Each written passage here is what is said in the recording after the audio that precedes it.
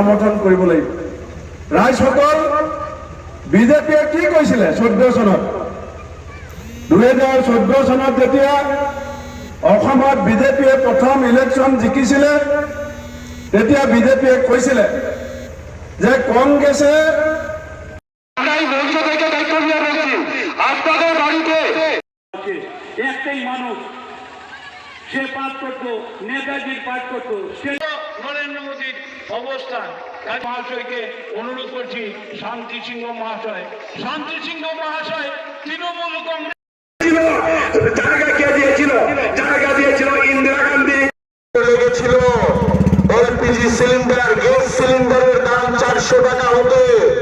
আপনাদের twinkle twinkle little star আপকি বার 60 বছর লেগেছিল 52 টাকা পেট্রোলের দাম হতে। সেখানে সারা ভারতবর্ষের মানুষের সঙ্গে, সারা ত্রিপুরা মানুষের সঙ্গে বলছে এই নির্বাচনে কি 400 যদি এইবার নরেন্দ্র মোদী ক্ষমতা আসে, সরিষা তেল 400 পার হবে।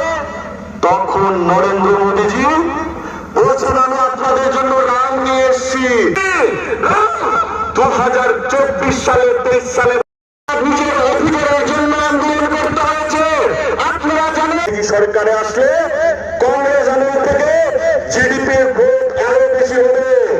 হ্যাঁ বলেছেন হাহাকার ব্রহ্মপুত্র উপত্যকা থেকে এখান থেকে বিজেপির ইস্তেহারে বলেছিল, এখন ইস্তেহারের কপি আমার কাছে আছে। বলছিল গান্ধী জিন্দাবাদ, রাহুল গান্ধী জিন্দাবাদ।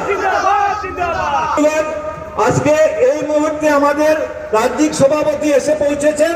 আমার বক্তব্য আর দীর্ঘায়িত করব না। অতিথিদের সম্বর্ধনা জ্ঞাপন করব। আমাদের মধ্যে এসে উপস্থিত হয়েছেন আমাদের আসাম প্রদেশ কংগ্রেস সভাপতি ভূপেন বরা জিন্দাবাদ। আজি ইয়াত লাইভ চলি আছে। যোৱা 2টা বছৰত চৰকাৰে ইলেক্ট্ৰিচিটি বিল 7 বাৰ বঢ়াইছে।